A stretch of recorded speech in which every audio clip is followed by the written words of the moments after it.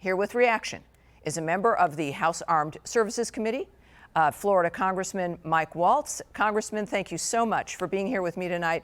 I've been noting for quite some time that with especially the behavior of North Korea, so many missiles that, something could go wrong. A missile could land in the wrong place, or it could be a happy accident for North Korea. Imagine if a missile struck Tokyo and what that would mean for the region. And I think really you might agree that it's still not clear exactly what happened with Poland, which I think the site was just about 10 miles of the border with Ukraine. Where do you see this heading with the dynamic that we're all facing at this point? Well, Tammy, to be frank, I think the world and our adversaries smell weakness in this White House, and you can have the most capable, ready military in the world, which actually I think we don't right now. We have some real issues, but if they don't believe that they have a commander-in-chief at the helm of that military, then deterrence begins eroding. Our adversaries are emboldened by weakness.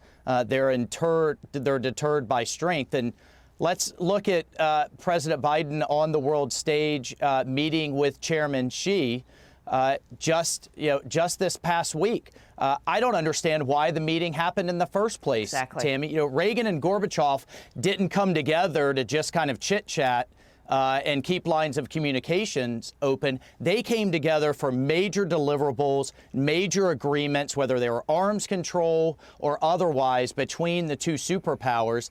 But in this case, where was the agreement? Where was even the demands on Biden's part on origins of COVID that have devastated the world, on human rights, on Taiwan, where they Xi just rehearsed a blockade and fired missiles over Taiwan, South China Sea, the threat, the theft of our IP left and right. We know any of those. How about you don't get a meeting? You don't get a meeting until we have something on those key issues. But instead, he cheapens. He cheapens the position. Well, he does, and of course, Xi gets a lot of power and a lot of respect back at home for meeting with the American president. Nothing changes, giving certainly the Chinese people the impression, the false impression, because they're lied to all the time, that they've got the most powerful leader. It could also give the rest of the world that impression. I just think of Reykjavik, right? That you didn't go there to just shake hands for a photo op with Gorbachev. Exactly. And we've got a generation that may not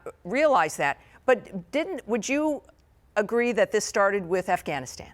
That was not a bit of noise, that was a signal from the Biden administration of their complete and utter incompetence to both allies and enemies? Oh, it absolutely did. And as an allied ambassador said to me, the entire world got the message that America doesn't stand by its allies. America is weak and incompetent, and a jihadi kind of army armed by us indirectly has won. And that basically this White House is here to manage the decline of the United States of America. That was coming from a friendly ambassador. That's what the entire world got the message. And you're right. It started with Afghanistan. Thankfully, the American people saw the lack of compassion, lack of competence. And that's also when his poll numbers began to tank. Well, it is. And the media recognized it. It's amazing. They were actually able to deal with this. So we have China. Do you think they're going to go for Taiwan? Because every bad guy in the world made up their list of the things they want to get. And they now know they have 2 more years because the Republicans didn't take the Senate. Taiwan, you have now Israel, of course, Iran, Saudi Arabia. Who knows what else Putin might do? What's your take on what we can expect? Well, just listen to Chairman Xi's speeches to his 20th Party Congress. He said they are not going to pass the Taiwan issue off to the next generation. That means he's going to do it on his watch. He is turning 70, so I'd give it within the next 10 years.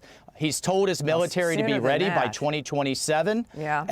He's told him to be ready by 2027.